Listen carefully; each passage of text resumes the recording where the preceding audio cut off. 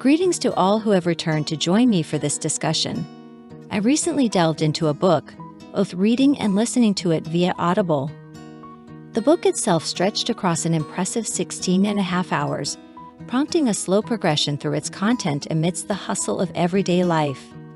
It's intriguing how it underscores the notion of the frog in boiling water versus the frog in cold water, a metaphor that parallels gradual versus sudden realizations. Many seem taken aback by the revelations within, although personally, much wasn't entirely shocking given my prior awareness. It appears that now, more individuals are perceiving Meghan in a light that some of us had glimpsed from the outset. During my journey through this book, a poetic excerpt by Henry Wadsworth Longfellow resonated within me. When she was good, she was very good, but when she was bad, she was horrid. This sentiment almost encapsulates Meghan's duality, presenting a perspective that echoes throughout history. Among the striking accounts highlighted in recent times, Meghan's actions during charity trips, particularly her visit to Rwanda, have come under scrutiny.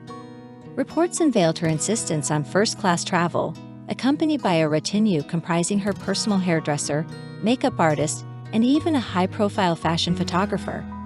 Such demands, when one's mission involves raising awareness about poverty, raise eyebrows. The extensive luggage filled with designer attire, regular outfit changes for impromptu photo sessions, all seem dissonant with the cause she purportedly championed. A surfaced photograph showcased a moment where Meghan's fist had slipped, revealing a facet of her persona that had remained concealed. Additionally, a body language analyst shed light on Meghan's subtleties, offering insights that many, including myself, sensed but couldn't articulate. This revelation validated earlier inklings and invalidated claims of madness when attempting to decipher her aura. Another crucial video, originally highlighted by Sue Smith, captured a glaring moment from Meghan directed at Charlotte during a wedding. This incident ties into the ongoing narrative surrounding the disagreement between Catherine and Meghan over a wedding dress fitting. The discourse deepens further when considering royal protocol concerning attire, specifically the debate over tights and dresses for young attendees. It's a clash between tradition and Meghan's preferences, drawing attention to the discomfort faced by young children, especially Charlotte, on that momentous day. This instance, where she seemingly directed hostility toward her 3-year-old niece, casts Meghan in a darker shade. It's a character trait that not only accentuates her narcissism, but also hints at potentially sociopathic tendencies. On a lighter note, it's somewhat amusing to revisit Meghan's initial aspirations upon arriving in the UK, aiming to dabble in reality TV. Her early attempts to associate with footballers or figures from boy bands are ironically juxtaposed with her current status. The irony peaks as she now finds herself in the midst of a Netflix reality show, circling back to her initial desires in an unexpected twist. Moreover, recent revelations regarding the Oprah interview shed light on the extensive team Meghan had at her disposal minus 14 staff members, including long-serving individuals associated with the Queen's Palace. This staggering support structure only adds depth to the narrative. The trajectory of Meghan's journey, from marrying into royalty to returning to her roots in the realm of reality TV, unveils a circular irony that's almost laughable. It's a testament to the notion that Meghan tends to materialize what she desires. The assertions made about the experiences of Harry and Meghan Markle within the royal family have ignited an ongoing debate, evoking contrasting views and perceptions. There seems to be a sharp divergence between the public narrative they've presented and the substantiated realities unearthed by various sources and accounts. A fundamental point of contention revolves around the assistance and support that the couple claims they received or lacked during their tenure as part of the royal family. Initially, during their engagement, they openly communicated about the support extended to them. Interviews and personal accounts emphasized the aid they were purportedly provided. However, this narrative seems to have undergone a substantial shift in recent times. The alteration in their portrayal of events is significant and puzzling, as it's not just a case of misinterpretation or manipulation of their statements.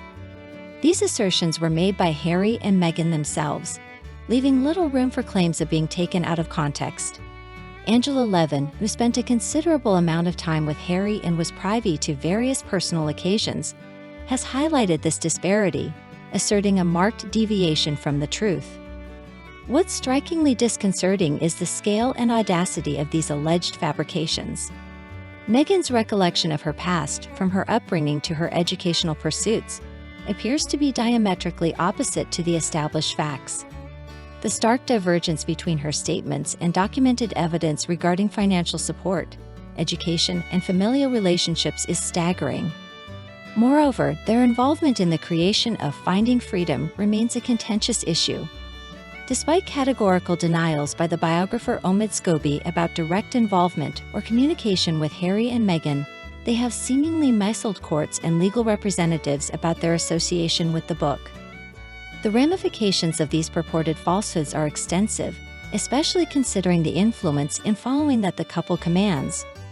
Despite instances where their statements have been contradicted or proven false, there remains a segment of the public steadfastly believing their narrative. This unwavering belief appears rooted in various factors, including a sense of empathy towards Meghan as a biracial member of the royal family. Yet, attributing criticism solely to racial biases seems inadequate, given the substantial evidence challenging the credibility of their accounts. The discrepancy between preached values and observed behaviors has also come under scrutiny. Instances where lavish expenditures contrast with espoused philanthropic endeavors have raised questions about consistency and authenticity. Furthermore, reports suggesting Meghan's staff solicited luxury goods in breach of royal protocol underscore a potential power dynamic within their circle. The idea that fear or intimidation might have driven staff to flout established guidelines is unsettling. Undoubtedly, these revelations paint a complex picture, one where truths are muddled and perceptions diverge.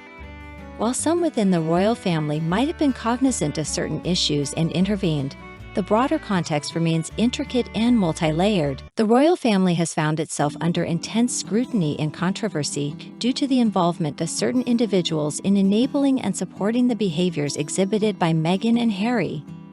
The palace's attempt to bury the investigation into these matters has only led to a heightened interest and involvement of various individuals in the probe. The implications of this situation could potentially deter people from considering employment within the royal family, particularly if they allow the contents of a particular book to be disregarded solely because Meghan married Harry. This is an incredibly concerning aspect that cannot be overlooked. One significant issue highlighted in the book is Meghan's alleged use of Diana and her security concerns as a means to manipulate Harry. This manipulation appears to stem from Harry's lingering guilt about not being able to protect his mother. Throughout his life, Harry seems to have maintained an idealized image of Diana, selectively choosing positive attributes without fully comprehending the complexities of her relationship with the media and paparazzi. Meghan, according to Gina, conducted an extensive Google search on Harry, a move that seems unsurprising given her meticulous and controlling nature. Her fascination with the royal family, particularly Princess Diana, appears to have been twisted to influence Harry profoundly. Meghan's actions, such as mirroring Diana's style, extend beyond normal admiration and venture into uncomfortable and unsettling territory. This manipulation seemingly exploits Harry's unresolved issues surrounding the loss of his mother at a young age. Meghan's behavior, characterized by mothering and dominating Harry, doesn't seem to align with a healthy and equal partnership. While some men might find such behavior appealing, for many, it doesn't constitute a balanced relationship. Exploiting Harry's deep-seated security concerns and paranoia about the media, Meghan orchestrated events to elevate her status and visibility.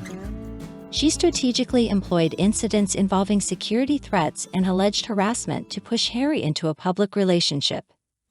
This culminated in a statement released by Harry, condemning media intrusion into their private lives, despite Meghan's alleged orchestration of paparazzi-friendly moments. The turning point in their relationship seems to have been Meghan's move to the UK and her desire for recognition within the royal family. Despite her efforts to portray herself as vulnerable and unsafe, her motives seemed centered around achieving a prominent status within the royal circles. Her ultimate goal appeared to be securing an engagement with Harry, thereby gaining the attention and privileges that came with being a part of the royal family. Meghan's calculated maneuvers to push for an engagement, despite Harry's advisors' warnings, ultimately led to their engagement and subsequent security concerns. This narrative suggests a calculated and strategic approach on Meghan's part, manipulating circumstances to secure her position within the royal fold. The intricacies and complexities of Meghan and Harry's relationship, as portrayed in the book, shed light on a narrative that goes beyond a simple love story. Instead, it reveals a calculated and methodical strategy employed by Meghan to navigate her way into a royal status, utilizing Harry's vulnerabilities and familial connections. This detailed account unravels the layers of manipulation and calculated moves orchestrated to shape the trajectory of Meghan and Harry's relationship within the royal sphere. Harry found himself once again embroiled in the public eye due to another press release that was, to put it mildly, embarrassing. The instructions seemed clear: avoid, ignore, and steer clear of any interaction with them. It was no surprise that people were growing increasingly disenchanted with the situation. From Harry's perspective, it felt like an ongoing pressure tactic, perpetuating a narrative that Meghan was in constant danger.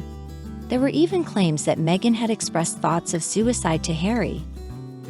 However, doubts arose about the authenticity of these statements, hinting at potential manipulation.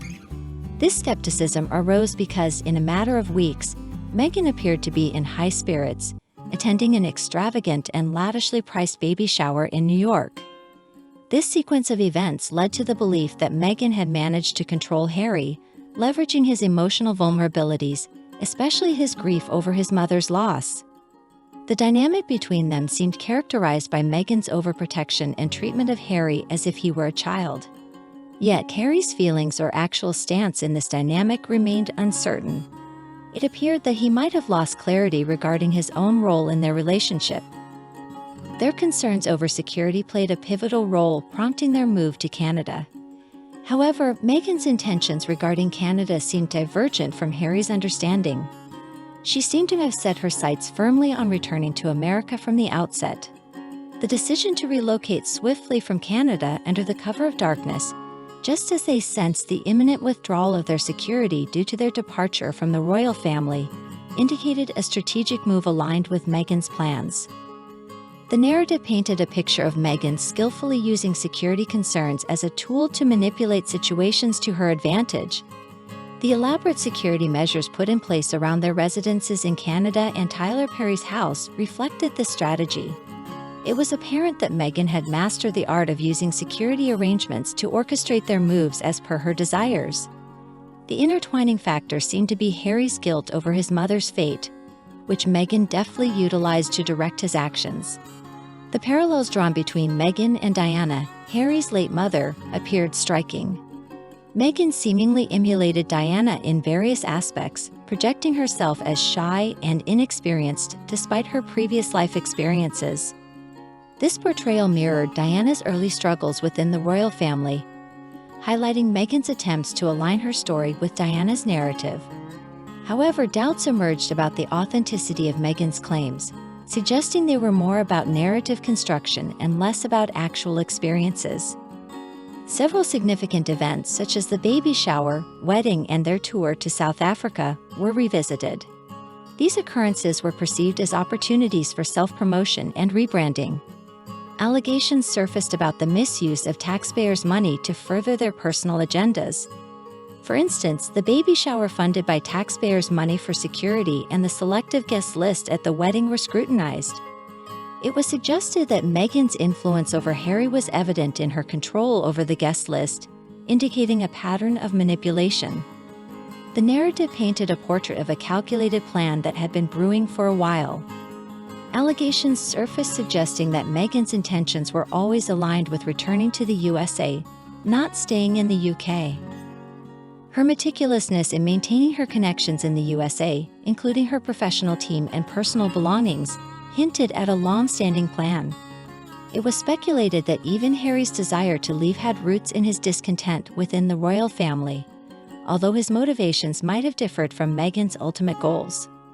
Throughout these events, the central themes seem to revolve around Meghan's ambitions and aspirations, shaping their decisions and leveraging their status for her personal goals. It was suggested that Harry, although possibly willing to leave the royal family, might have envisioned a different path if not influenced by Meghan's ambitions. The intention was to construct a comprehensive platform utilizing the royal family's funds. This initiative led to the establishment of the Sussex Royal Entity, aimed at creating a distinctive royal sphere. However, the whole venture eventually crumbled, necessitating an expedited execution of plans. This pivotal moment emerged when Sussex Royal transitioned from a foundation to a charity, a crucial shift documented in a book.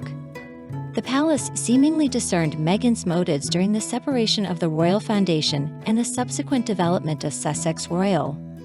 Meghan promptly trademarked numerous aspects aligned with her aspirations. This phase, possibly marked by questionable financial transactions and reciprocal deals, intertwined with the involvement of individuals at events like the wedding and baby shower. Notably, figures like the makeup artist Jessica Maroney saw their status elevated. Meghan's connections, including her friend Janine, leveraged the royal ties for personal gains, extending from career advancements in acting to promotions facilitated by figures like Gayle King and Oprah Winfrey. The utilization of Meghan's status and ties to the royal family, financed by taxpayers, served as a vehicle for brand amplification. However, this trajectory faced a significant impediment with the transition to a charity status. This change implied that all financial inflows and expenditures of Harry and Meghan would be subject to disclosure, not just to the royal family but also to an independent regulatory body, the Charity Commission. This transition seemingly propelled Meghan to escalate her plans, reaching a critical juncture where her emotional distress became apparent, prompting a decision to depart. The book extensively portrays Meghan's deliberate isolation of Harry, starting from the initial signs witnessed around the time of their wedding. Meghan's influence led to the severing of ties with individuals who potentially held differing views about her. Notably, Harry distanced himself even from long-standing friends, a pattern indicating Meghan's strategy of isolating him from dissenting voices. The strained relationship between Harry and his brother, William, and sister-in-law, Catherine, appears consistent with this isolating tendency. Meghan's actions align with typical behaviors associated with narcissism, wherein aggressiveness, manipulation, and portraying oneself as a victim converge. The book delves into the intricate web of manipulative tactics employed by Meghan, evident in her attempts to vilify others and position herself as a victim. This behavior mirrors the quintessential traits of narcissistic relationships, leaving a devastating impact on those genuinely caring for Harry. The dynamics illustrated in the book highlight the intricacies of manipulative relationships, shedding light on red flags often missed by individuals. It emphasizes the importance of recognizing such behaviors and swiftly disengaging from toxic associations. The book, coupled with analyses by body language experts and other commentators, underscores the significance of understanding and identifying manipulative patterns in personal relationships. The attention garnered, whether positive or negative, seems to be paramount for them. Meghan, possibly justifying to Harry, clings onto their titles for various reasons, setting the stage for potential conflicts regarding their security privileges, deeming themselves special. Their strategy appears to hinge on Meghan's understanding that her involvement, or better yet, influencing Harry's participation in U.S. politics, ensures constant media coverage. Ironically, Harry and Meghan's relevance heavily relies on their ties to the royal family, despite their apparent intentions to dismantle it. Their aspirations seemingly aim to tarnish not only William, Catherine, Charles, and Camilla, but also Harry himself, evident in the expected contents of his upcoming biography, anticipated to hurl criticism at the monarchy. Despite this, they adamantly retain their titles, striving for recognition as royals in America. However, this endeavor seems futile. Deep down, Meghan seemingly acknowledges that shedding these titles might be necessary if she truly intends to pursue a political career. For now, she exploits them to incite and ensure attention, fully aware of the guaranteed headlines they bring. In light of recent revelations, Meghan's adeptness at manipulation seems apparent, casting Harry more as a willing accomplice rather than an innocent victim. With that said, this marks the conclusion of this particularly extensive video. It might be one of the lengthiest I produced, and I hope it was enjoyable for you. Moving forward, a detox is in order, possibly accompanied by a bottle of wine tonight. I'll return soon to discuss other aspects of royal life, as my brain feels saturated with Montecito-related topics. Take care and have a splendid weekend. For those who appreciate my content, please consider liking and subscribing. However, any inflammatory comments will result in being blocked to save time. If you'd like to support me, feel free by visiting my About page and clicking. Thank you.